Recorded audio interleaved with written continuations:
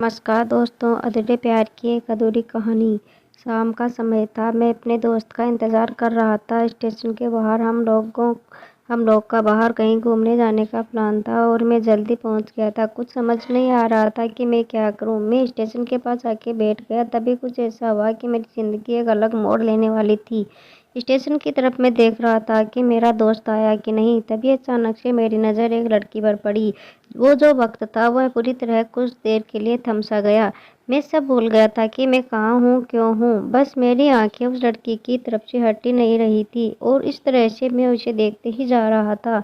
उसकी मासूम चेहरा, उसकी छोटी छोटी आंखें, उसके मासूम से चेहरे पे वो मासूम सी उसकी हंसी, जैसे मानो कोई परी हो वो। मुझे देख पहली नज़र में मानो दिल को कुछ होने लगा था। क्या वो प्यार था? मुझे नहीं पता। बस दिल बोल रहा था कि मेरा दोस्त कुछ देर बाद आए या ये वक्त रुक जाए।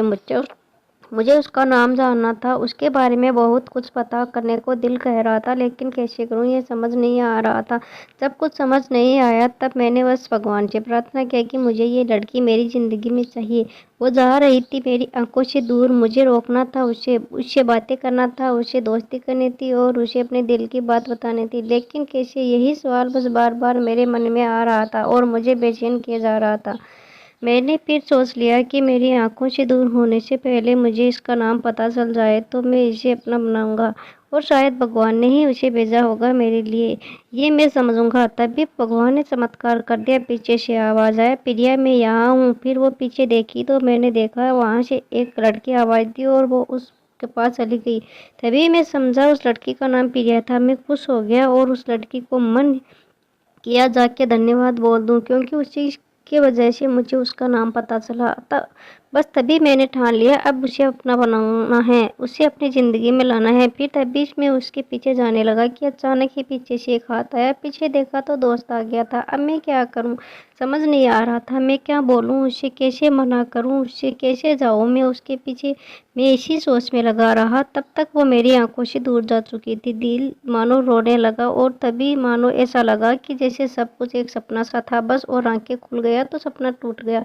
मैं वहां से चला तो गया अपने दोस्त के साथ, लेकिन पूरे रास्ते बस उसी के बारे में सोचता रहा। मानो मेरा दिल अब उसके ख्याल से निकलने को तैयार ही नहीं था। दूसरे दिन मैं कॉलेज के लिए तैयार हो गया और अब मैं कॉलेज पहुंचा और बेंच पे जाके बैठ गया। तभी दोस्त ने बुलाया और कहा, देख अपने कॉलेज में एक नई लड़की आई है। मेरा मन अभी भी बस नहीं उसी के ख्याल में डूबा हुआ था। आंखों में उसका चेहरा मानो हट ही नहीं रहा था। वो बार बार मुझे आवाज़ दिए जा रहा था।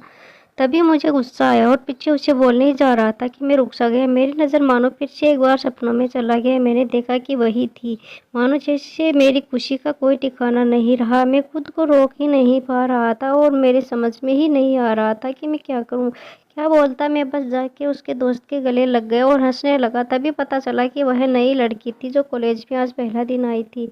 मैं तो मानो हवा में उड़ने लगा। फिर मैंने एक दिन अपने दोस्त को बताया कि ऐसा है। उससे कहा, जाके बोल दे, उसने मेरे दिल की बात बता दूंगा। मैं अगले दिन सुबह उठा और मैंने उसे फ़ोन किया और उससे कहा कि मुझे मिलना है। उससे मिलने के लिए हाँ कर दिया और इस बात से मुझे बहुत खुशी मिली।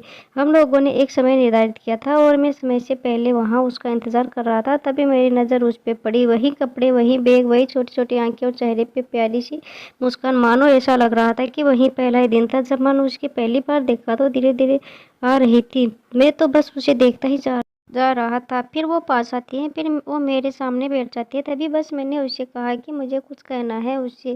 फिर तभी उससे भी कह दिया कि मुझे भी कुछ कहना है तुम्हें। मैं खुश हो गया। मुझे लगा कि आज वो मेरे अपने दिल की बात बोल देगी। फिर मैंने उससे कह दिया कि तुम पहले बोल दो। अब उसने तो पहले मना किया पहले बोलने से, लेकिन मैंने ही जिद कर लिया कि पहले तुम बोलो। और वो बोलने जा रही थी।